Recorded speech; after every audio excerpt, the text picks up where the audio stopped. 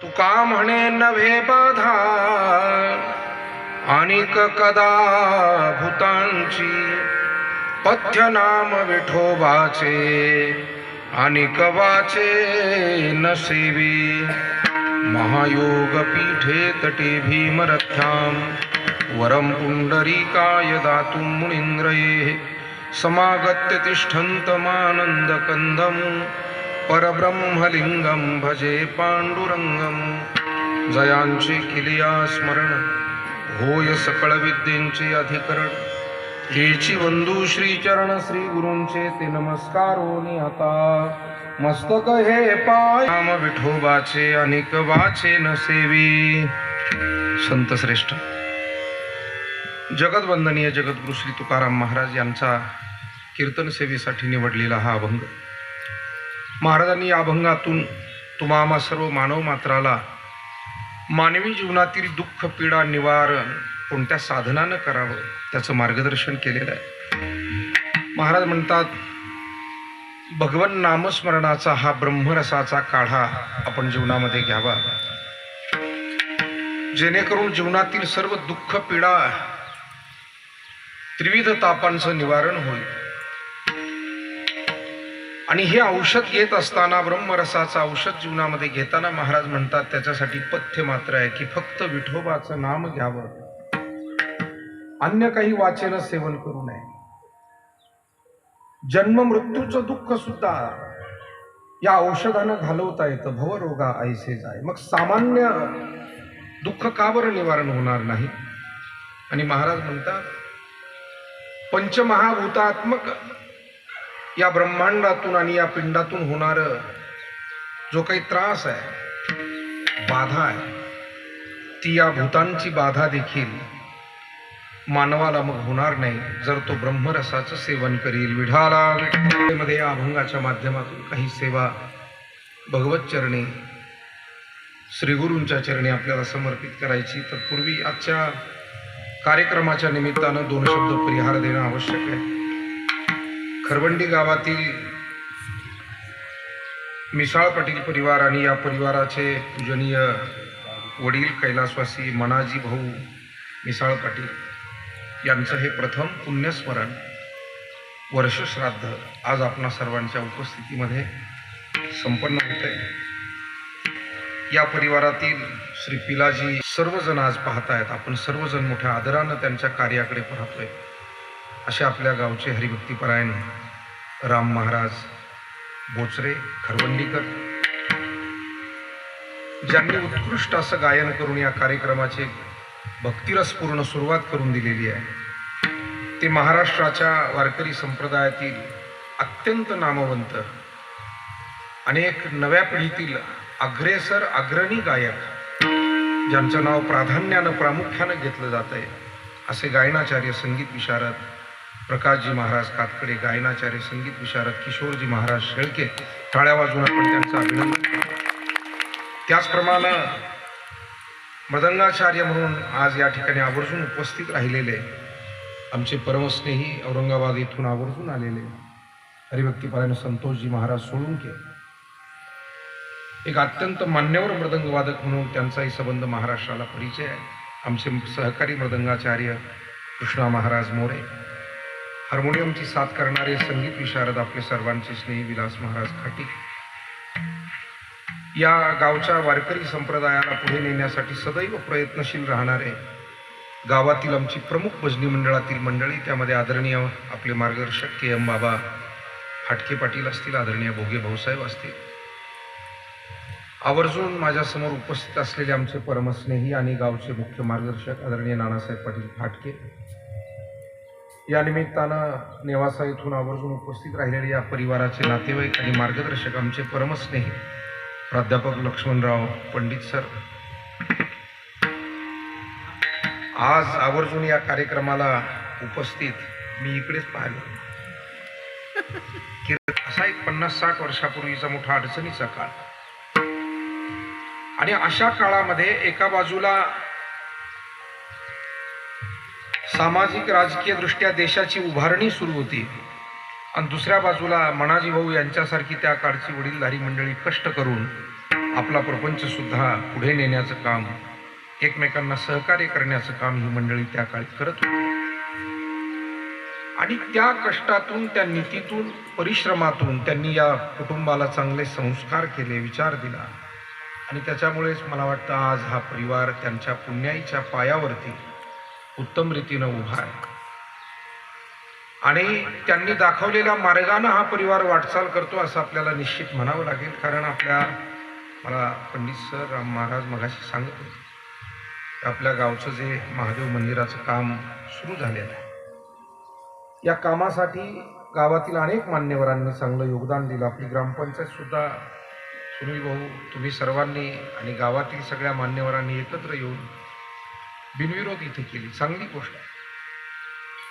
आणि त्या माध्यमातून काही निधी, त्याचप्रमाणे इतर काही दानधर्माचा निधी या परिवारानं सुद्धा कैलासवासी मनाजी भाऊ मिसाळ यांच्या स्मृतीप्रित्यर्थ 51,000चा निधी मंदिराला दिलेला. आपण टाळ्या वाजवून त्यांचं अभिनंदन केलं. अर्थात ही देवधर्माची सेवा असेल, समाजाची सेवा असेल, माणुसकीचा धर्म पाळणं असेल, हे काम हा परिवार उत्तम रीतीने आजही करतोय. आणि मग ज्या वेळेला पुढच्या पिढीकडून काही चांगलं काम होतं, त्यावेळेला तुकाराम महाराज मागच्या पिढीला धन्यता देतात. महाराज म्हणतात, धन्य माता पिता. जिल्हा परिषदेच्या माध्यमातून जे काम तुम्ही या खरवंडी गटापुरतं केलेलं नाही, जिल्हाभर केलंय. विशेष करून तालुक्यामध्ये विशेष काम सर्व दूर आपण केलंय. खूप मोठा निधी, न भूतो न भविष्यती अशा स्वरूपाचं काम सातत्यानं आपण या भागामध्ये आपल्या पाहतोय. नेवाशाला सुद्धा आमच्याकडे सद्गुरू नारायणगिरी महाराज आश्रमासाठी क वर्ग दर्जाच्या माध्यमातून भाऊंनी 25 लाख रुपये त्या ठिकाणी मंजूर करून ते काम आता सुरुवात त्या ठिकाणी झाली. आणि मंदिर, महादेवाचं मंदिर सुद्धा इथे क वर्ग दर्जा त्याला दिला. आपण टाळ्या वाजून भाऊंचं, या भाऊ मनापासून आम्ही सर्व वारकरी मंडळी आपलं अभिनंदन करतो. कारण एखादं तरुण नेतृत्व समाजाची बांधिलकी जपून ज्या वेळेला चांगलं काम करतं, त्यावेळेला किती आदर्श काम होतं ते आपण पुढाकार घेऊन खऱ्या अर्थानं दाखवून दिलंय. गावोगावी आम्ही पाहतो, हिंगोणीला गेलो तरी लोक म्हणतात की भाऊंनी निधी दिलाय. कुठे आणखी कोणत्या गावी गेलो तरी लोक म्हणतात भाऊंनी निधी दिलेला आहे. आणि नेवाशामध्ये, परिसरामध्ये तर आम्ही सातत्यानं ते पाहतोय. तेव्हा सर्व वारकरी संप्रदायाच्या वतीनं, मिसाळ परिवाराच्या आणि खरवंडी ग्रामस्थांच्या वतीनं आपला हा सन्मान या ठिकाणी संपन्न होतोय.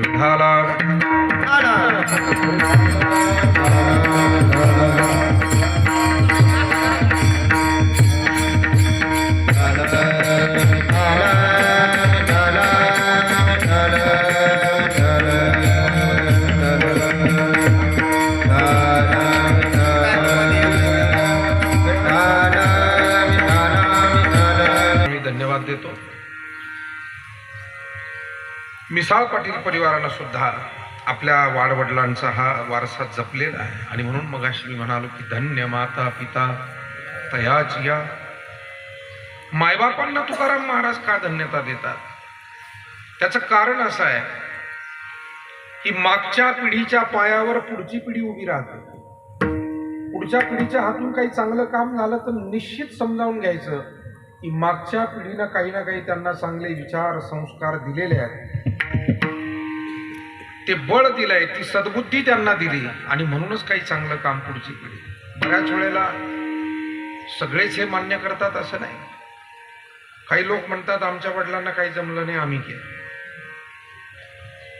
अर्थात असं आपल्यासारख्या सुज्ञ मंडळी कुणी बोलत नाही, पण अज्ञानानं कधीतरी अपवादानं असे शब्दही कानावर येतात.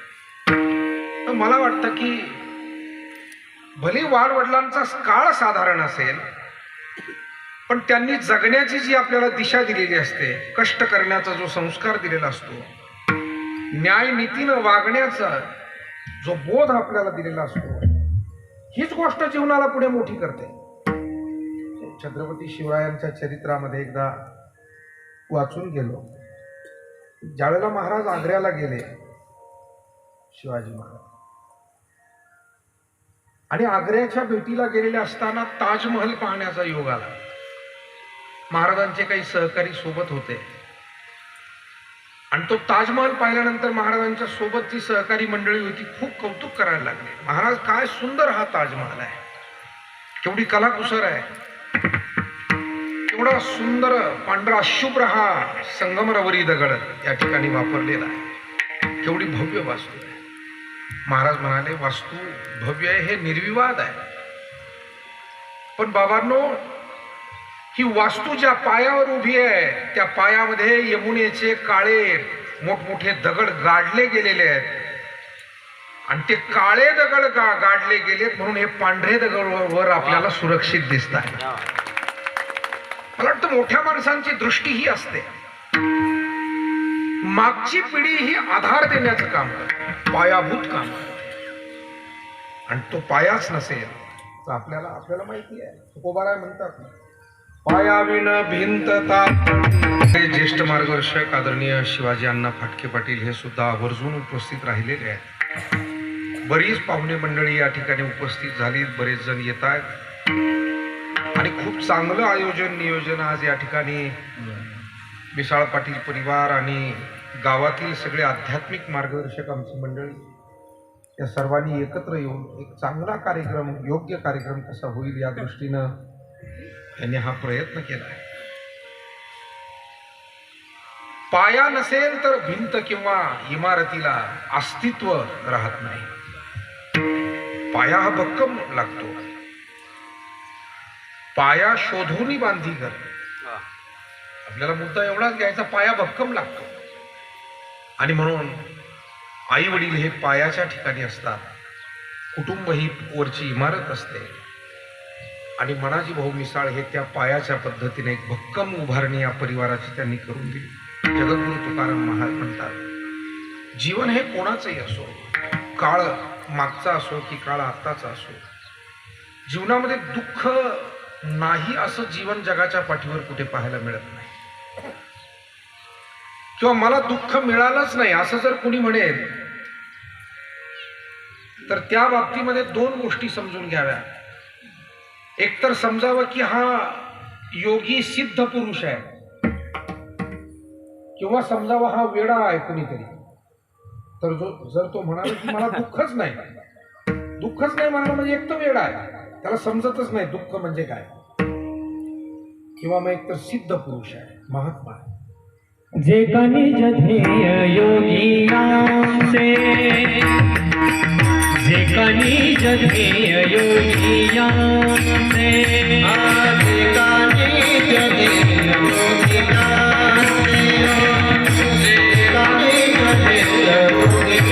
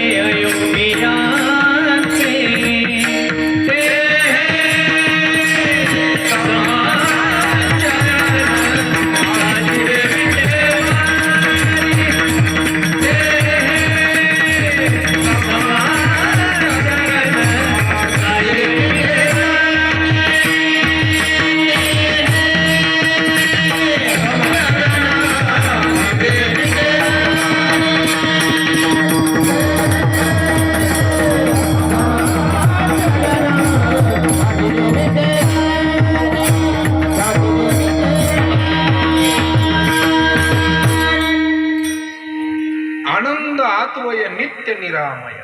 जे का निज ध्येय योगियांचे, ते हे समचरण साजिरे विटेवरी, पहा भीमातिरी विठ्ठल रूप. परमात्मा ज्यांनी प्राप्त करून घेतलाय, आनंदाला त्यांच्याजवळ कमतरता असते, कारण तो आनंद स्वरूप आहे.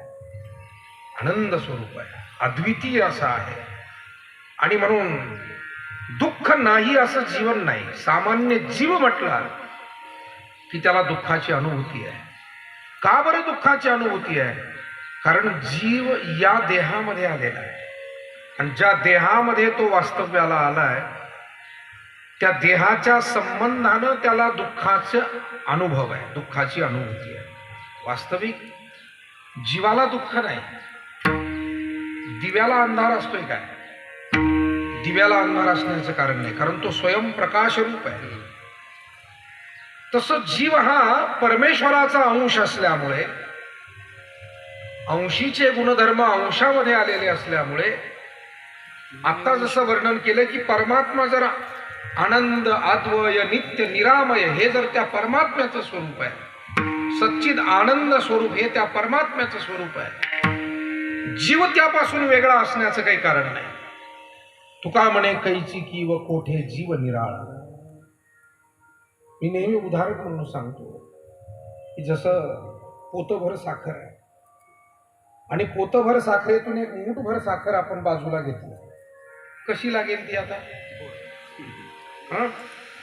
गोडच लागेल. बरोबर आहे, अगदी बरोबर आहे. म्हणजे पोतभर साखरेतून मूठभर बाजूला घेऊन जरी खाल्ली तरी ती गोड लागते, कारण अंशीचे गुणधर्म अंशामध्ये येतात. समुद्रातून बादलीभर पाणी बाजूला आणलं तरी ते खारटच लागतं, कारण त्या समुद्रातले गुणधर्म त्यामध्ये येतात. अनेक उदाहरणं देता येण्यासाठी. तसं परमात्मा हा सच्चिदानंद रूपाय विश्वोत्पत्त्यादि हेतवे तापत्रय विनाशाय श्रीकृष्णाय वयं नमः. सच्चिदानंद स्वरूप तो परमात्मा आहे आणि आत्मा हा देखील त्याचा अंश असल्यामुळे. आता याचा पुरावा कुठे मिळतो? प्रत्येक माणसाची सत्याकडे धाव आहे, प्रत्येक व्यक्तीची ज्ञानाकडे धाव आहे आणि प्रत्येक व्यक्ती आनंदाचीच अपेक्षा करतो. म्हणजे आपल्याला सत्य अपेक्षित आहे, आपल्याला ज्ञान अपेक्षित आहे. ज्याच्या त्याच्या परीनं प्रयत्नांनी जेवढं मिळेल तेवढं तो मिळवतो. पण ज्ञानाकडे आपली ओढ आहे, सत्याकडे आपली ओढ आहे, आनंदाकडे आपली ओढ आहे. कारण ओढ कुठे असते? आपल्या स्वस्वरूपाकडे ओढ असते. सत्य हे आपलं स्वरूप आहे, ज्ञान हे आपलं स्वरूप आहे, आनंद हे आपलं स्वरूप आहे. आणि म्हणून ज्याला सुख दुःख याच्यातला फरक कळत नाही असं लहान लेकरू सुद्धा आजीच्या मागे हळूहळू म्हणत असतं, देव बाप्पा सुखी ठेव. अजून सुखाची त्याला व्याख्या माहित नाही, दुःखाचा अजून त्याला अनुभव आलेला नाही, पण ओढ मात्र सुखाकडे. विठाला नाही. मज लागी दुःख भावे ऐसे कोणी भावी ना जीवे, न वांछिता दुःख पावे येणे न पवे स्वतंत्रता. नाथ महाराज म्हणतायत मला दुःख व्हावं अशी अपेक्षा कोण ठेवतो? पण न वांछिता दुःख पावे. अपेक्षा नाहीये दुःखाची, पण न मागताही दुःख मिळाल्याशिवाय राहत नाही. अपेक्षा सुखाची आहे. पण तुकाराम महाराजांनी जे प्रमाण आपल्या समोर ठेवलंय ते मोठं विचार करायला लावणार आहे. महाराज म्हणतात सुख पाहता जवा पाडे दुःख पर्वत आहे. हे प्रमाण. कणभर सुखाची अपेक्षा करावी तर डोंगरा एवढी दुःख जीवनामध्ये उभी राहतात. मग अशा पद्धतीनं या दुःखाचा सामना जीवाला करावा लागतो. दुःख अनेक प्रकारचं आहे, पीडा ही अनेक प्रकारची आहे. जन्माला येताना, जन्माला येण्याच्या अगोदर पासून ह्या दुःखाचा अनुभव हा जीव घेतोय.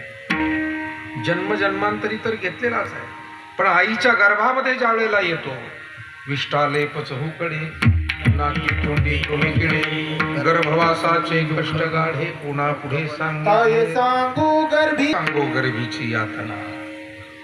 तेव्हा काय या गर्भाच्या यातना सांगायच्या? मज भोगिका नारायण मांस मळमूत्र जाना तुझ क्षणोक्षणात असे. हा जीव त्या वेळेला इतका त्या दुःखाचा अनुभव करतो की प्रत्येक क्षण तो देवालाच फक्त ध्यातो. कारण कबीर महाराजांनी एक मानसशास्त्र सांगितलेलं आहे. चांगले दुःख असलं की देवाची आठवण करा असं सांगावं लागत नाही. दुःख में सुमिरन सब करे सुख में करे ना कोय, जो सुख में सुमिरन करे तो दुःख काय हे को होय. दुःखात आठवण सगळेच काढतात. पूर्वीच्या काळी स्टँडवर उतरलं की गावापर्यंत येईपर्यंत काही नसायचं, वस्त्या नव्हत्या, गावातच माणसं राहायची 50-50 वर्षात. रस्ते हे निर्जन असायचे ना. अशा वेळी जर का अंधारात चालायचा प्रसंग आला आणि माणूस जर का भित्र असला की मोठं दुःख त्याच्यावरती असायचं, संकटच असायचं ते. असाच एक भित्रा माणूस स्टँडवरती उतरला, गावाकडे निघाला. बरं, अशा वेळेला त्याला नको त्या गोष्टी आठवतात. गावातली माणसं बसल्या बसल्या सांगतात, तमक्या झाडावर दिसलं होतं, तमक्या ओढ्यामध्ये फलाण्याला झपाटलं होतं. आता याच्यात सत्य किती तो भाग वेगळा, पण ह्या सगळ्या दंतकथा. आणि मग अशा पद्धतीनं त्याला एकतर अंधारी रात्र, अमावास्येची रात्र, एकटाच उतरलाय, उशीर झालेला आहे, भूतांच्या आठवणी निघतायत आणि भीती वाटू लागते. आणि भीती वाटू लागली की तो मनातल्या मनात किंवा एकटा चांगला जोरात सुद्धा देवाचं नाव घेत चालतो. रामकृष्ण हरी जय जय, रामकृष्ण हरी, रामकृष्ण हरी जय जय. म्हणजे गावात कधी मंदिराकडे न येणारा सुद्धा तिथे रामकृष्ण हरीचं भजन करतो. कारण दुःखमे सुमिरन सब करे. कबीरदासजी म्हणतात, संकट आलं की देवाचं नाव घ्या. मला असं वाटतं, मागच्या कोरोनामध्ये एका सज्जनांचा फोन आला. विचारलं की काय करताय, कसा काळ घालवला. त्यांनी सांगितलं, महाराज पहाटे उठतो आणि महामृत्युंजयचा जप करतो म्हणे 1 तास. महामृत्युंजयचा जप वाईट नाहीये, मंत्रामध्ये शक्ती आहेच, अनुष्ठानपूर्वक केलं तर चांगलंच. पण मला काय म्हणायचंय, आता जर मी फोन केला तर हे उत्तर येईल का, हा माझ्या मनात प्रश्न आहे. त्याच माणसाला जर आत्ता मी फोन केला, कारण आता लॉकडाऊन निघालाय, आता सगळं सुरळीत झालंय, आता महामृत्युंजय नक्की ते विसरून गेलेले असतील महाशय. कारण ही सगळं ही भयभक्ती आहे.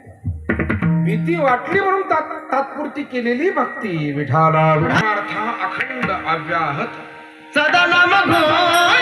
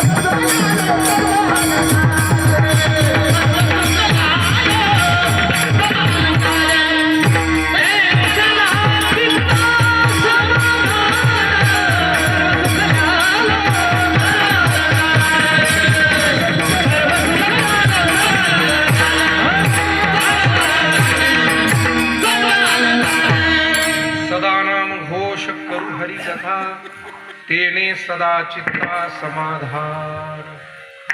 संतांचा परमार्थ अखंड आहे. न कळे दिवस की राती, अखंड लागते ज्योती. सतत तो ध्यास त्यांच्या अंतःकरणामध्ये. मला फक्त इतकाच सांगायचं आहे की दुःख नाही असं नाही आहे, पण हे दुःख मनुष्याला भगवंताच्या जवळही घेऊन जातं. बरं का, दुःखाचा एक भाग असाही आहे, आपण म्हणतो ना, काही वेळेला संकट ही माणसाला त्याच्या जीवनामध्ये पुढे नेण्यासाठी येतात. आणि बसलेल्या वडीलधाऱ्या माणसांजवळ कधीतरी बसा आणि विचारा. काही ना काही अनुभव त्यांच्या जीवनातले असे असतात की संकट आलं म्हणून ते आणखी जिद्दीनं कामाला लागले आणि पुढे गेले. आहे त्या परिस्थितीतून आणखी त्यांनी उत्कर्ष केला. संकटच जर आलं नाही तर मनुष्याला परीक्षा देण्याची जर संधीच नसेल तर पेपर लिहिणार कसा, पुढच्या वर्गात जाणार कसं. तो संकटाकडे परीक्षा म्हणून पाहिलं पाहिजे आणि त्यामध्ये फार निराश न होता, खचून न जाता, सकारात्मकतेनं त्यातून बाहेर पडण्याचा प्रयास करणं. मला असं वाटतं की कोरोनाचा काळ सुद्धा हा असा संकटाचा काळ होता. अनेक चांगली माणसं आपल्यातून गेली, याचं दुःख फार मोठं आहे.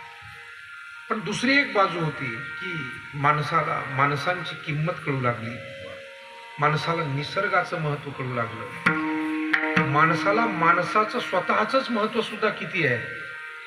कारण संत महात्मे सतत सांगत होते, नरदेह दुर्लभ जाणारे तुम्ही वसुदेव वसुदेव म्हणा, शतवर्षाची गणनारे तुम्ही वसुदेव वसुदेव म्हणा, त्यामध्ये दुःखया करणारे तुम्ही वसुदेव वसुदेव म्हणा, तुम्ही आठवा मधुसूदनारे वसुदेव वसुदेव म्हणा,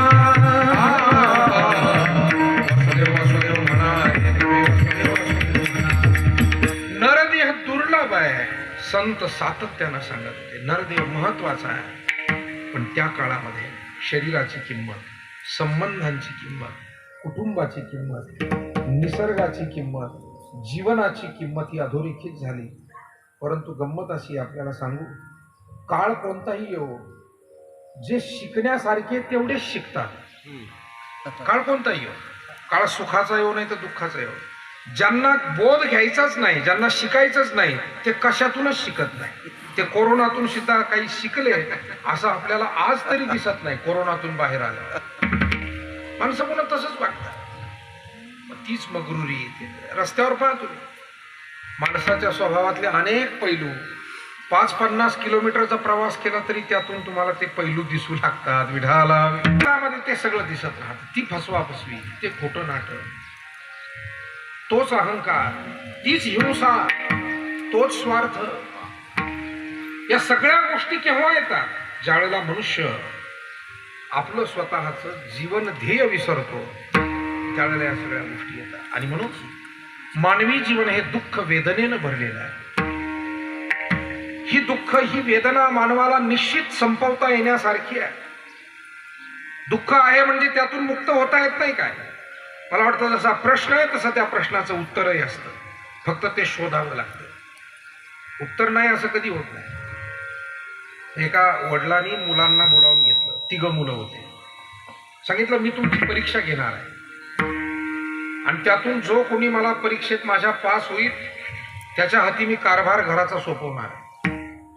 बापानं 3 मुलांची परीक्षा घ्यायची ठरवली. 3 बोलावलं. एक मोठा वाडा होता त्यांचा. पाहुणे रावळे आले की त्या वाड्यात राहायचे. मुख्य वाडा राहण्याचा वेगळा, आणि त्याच्या शेजारी पाहुणचारासाठी एक स्वतंत्र वाडा होता, जुना काळ. त्या वाड्यामध्ये 3 मध्ये सोडलं.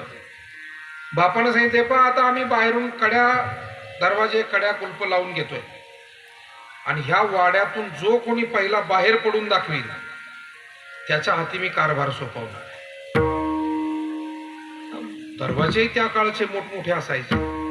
जे काही 4-2 दरवाजे होते, 10-20 खिडक्या होत्या, ते सगळं बंद करून घेण्यात आलं. 3 मध्ये सोडलं. 3पैकी एकानं विचार केला, वडिलांनी आपली अशी परीक्षा घ्यायची ठरवली की या परीक्षेतलं, या प्रश्नाचं उत्तरच आपल्याकडे नाही. सगळे दरवाजे आणि ते लावून घेतले, बाहेर पडायचं कसं? हे काही शक्य नाही. चला एवढा थोडा वेळ जे काही मिळालाय झोप काढून घेऊ म्हणे. पहिल्या एका मुलानं झोप काढणं पसंत केलं. काही शक्यच नाही म्हणे. काही माणसं असे आहे, प्रयत्न करण्याच्या अगोदरच हार मानून घेतात. प्रयत्नांती परमेश्वर असं म्हटलेलं आहे.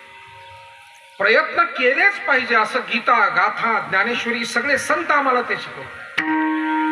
तुकाराम महाराज म्हणतात, असाध्य ते साध्य करिता सायास, कारण अभ्यास तुका. अनेक ठिकाणी या प्रयत्नांचं महत्व सांगितलं. तो पहिला आळशी होता, झोपला. दुसरा मुलगा जो होता तो विचार करत बसला, या वाड्यातून बाहेर कसं बरं पडता येईल? एखादा गुप्त मार्ग असू शकेल काय? झरोक्यातून एखाद्या बाहेर पडणं शक्य आहे काय? एखादा दरवाजा चुकून उघडा राहिलेला असू शकेल काय? पण तो फक्त विचारच करत होता बसल्या बसल्या. बघा बरं, एक तर झोपी गेलाय, दुसरा विचार करतोय, पण कृतीशून्य विचार आहे. कृतीशील विचार नाही. हा कसा विचार आहे? म्हणजे ज्या विचारांना कृतीची जोड नसते ना. आता बरीच विद्वान माणसं तुम्हाला ओट्यावर अशी गप्पा मारताना दिसतात, पण सगळेच विद्वान काही स्वतः करतील असं नाही. ते फक्त बोलतात, असं केलं पाहिजे आणि तसं झालं पाहिजे. अरे पण हे केलं पाहिजे, झालं पाहिजे, करायचं कुणी? म्हणून घर असो की गाव असो, समाज असो, करणारेच करत राहतात, बोलणारे बोलतच राहतात. विठाला विचार काही कामाचे. म्हणजे असाच विचारवंत आपल्या बायकोला सांगायला, अगं म्हणे मी आता बसनं प्रवास करून आलो. ज्या काळी बस चालू होत्या त्या काळची गोष्ट आहे, आताची नाही. मी आताच बसनं प्रवास करून आलो. काय म्हणे, मी सीटवर बसलो होतो, गाडी गच भरलेली होती. बिचारा एक म्हातारा माणूस माझ्या शेजारी उभा. काय म्हातारा माणसाचे हाल असतात म्हणे, पाहवत सुद्धा नाही. बिचारा गाडीला ब्रेक मारलं की त्याचा झोप जायचा. पिशवी धराव का हातानं काय ते यष्टीला धराव. मग बायको म्हणली, तुम्ही काय केलं म्हाताऱ्याचे हाल पाहून? तो म्हणला, मला म्हाताऱ्याचे हाल पाहवत नव्हते म्हणून मी माझ्या सीटवर डोळे झाकून घेतले आणि झोपून राहिलो. हे उदाहरण पक्क ध्यानात ठेवा. याला म्हणायचं कृती शून्य विचारवंत. या देशामध्ये अशा विचारवंतांची कमतरता नाही, पावलो पावली भेटतील तुम्हाला. नुसती कोरडी कळकळ, नुसती तळमळ. विठाला विठापेक्षा कणभर काम जरी आपण काही केलं कोणत्याही क्षेत्रात, पर्यावरणाविषयी नुसता गळा काढून काय होईल? 4 झाडं आपण स्वतः लावा. स्वच्छतेविषयी आपण ओरडून काय होईल? किमान आपण ज्या मंदिरात राहतो ते मंदिर तरी आपण झाडून काढावं.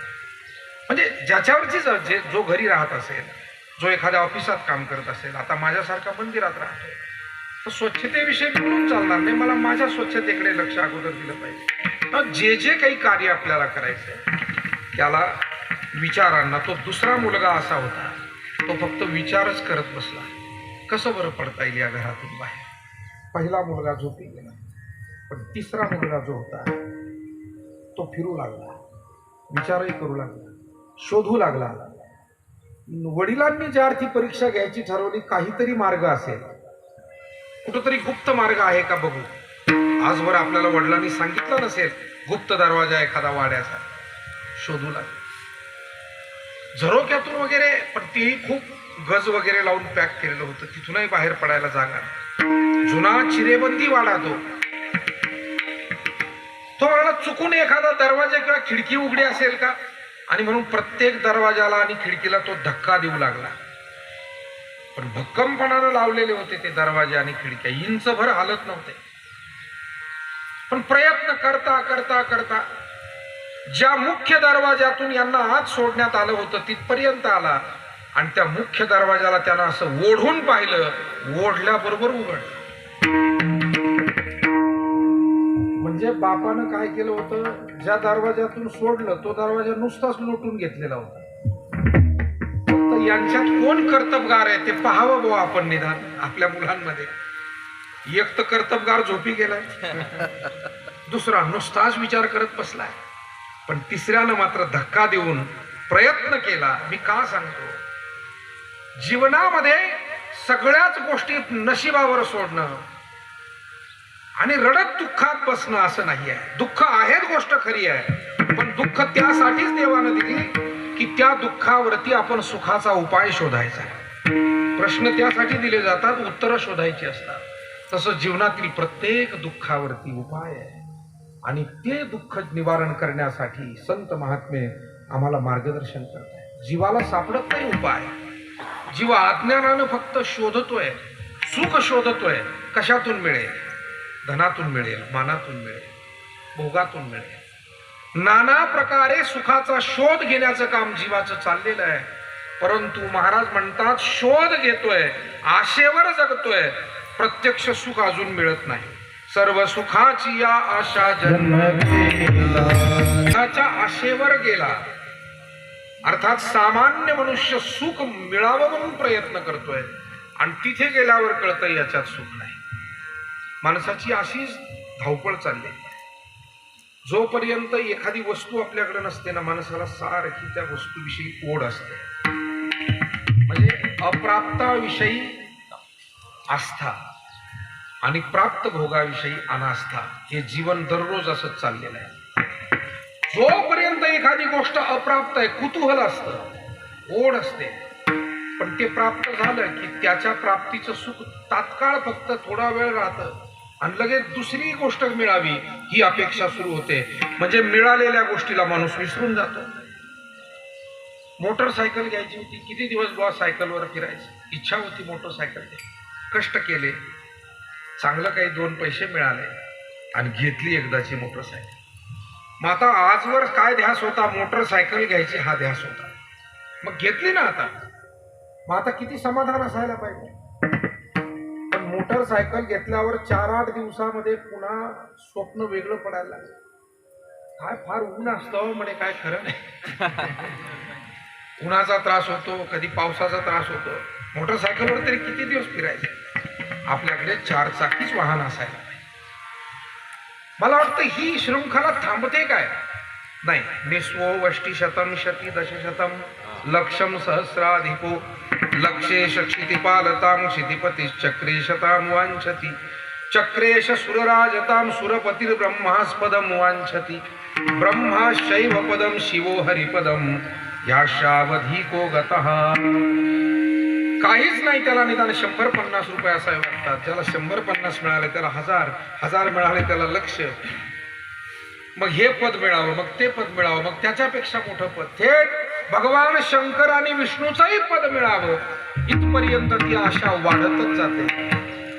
मानवी मन चित्त यामध्ये एक भावना आहे. 7 भावनेचं हे चित्त बनलेलं आहे. प्रेप्सा, जिहासा, जिज्ञासा, चिकित्सा, शोक, भय, अतृप्ती. हे चित्ताचं पोस्टमार्टम केलंय वेदांत शास्त्रकारांनी. आपल्याला शरीराचं पोस्टमार्टम करता येतं, पण संतांनी भावनेचंही विश्लेषण केलंय, त्याचाही विग्रह केलाय. चित्त ही एक भावना आहे, पण हे चित्त किती भावनेने बनलेलं आहे. प्राप्तुम इच्छती इति प्रेप्सा. प्राप्तीची इच्छा चित्तामध्ये, तिला प्रेप्सा म्हणतात. जे काही प्रतिकूल आहे त्याच्या त्यागाची भावना जिहासा. जाणून घेण्याची भावना जिज्ञासा. काम करण्याची भावना चिकित्सा. आता कोणामध्ये कोणती भावना कमी असते, कोणामध्ये कोणती भावना जास्त असते. ज्याचं त्याचं चित्त वेगळं बनलेलं आहे. कोणात जिज्ञासा जास्त तर चिकित्सा कमी, कोणात जिहासा जास्त तर प्रेप्सा कमी. म्हणजे प्राप्तीची भावना कमी पण जिहासा टाळण्याचीच भावना जास्त. काही माणसं दिवसभर किती लोक भेटतील अशी अपेक्षा ठेवतात, आणि काही माणसं मला कुणीच भेटू नये याची तंतोतंत काळजी घेतात.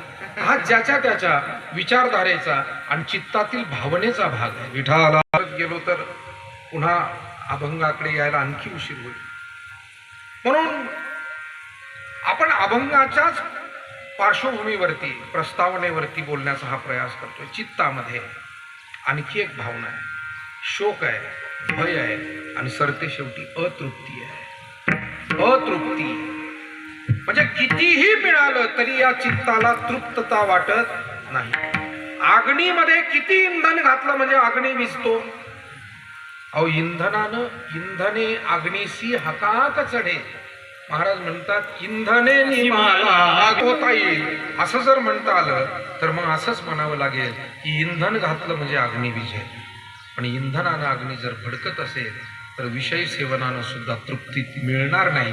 हा सिद्धांत महाराज आपल्या समोर या ठिकाणी देत आहे. आणि म्हणून मानवी जीवनामध्ये नाना प्रकारची जी दुःख आहे, पीडा आहे, जन्माला येण्याचा अगोदर गर्भवासात दुःख आहे, तिथे तो देवाचा धावा करतो. एक वेळ या दुःखा वेगळे दुरिताची जाळे.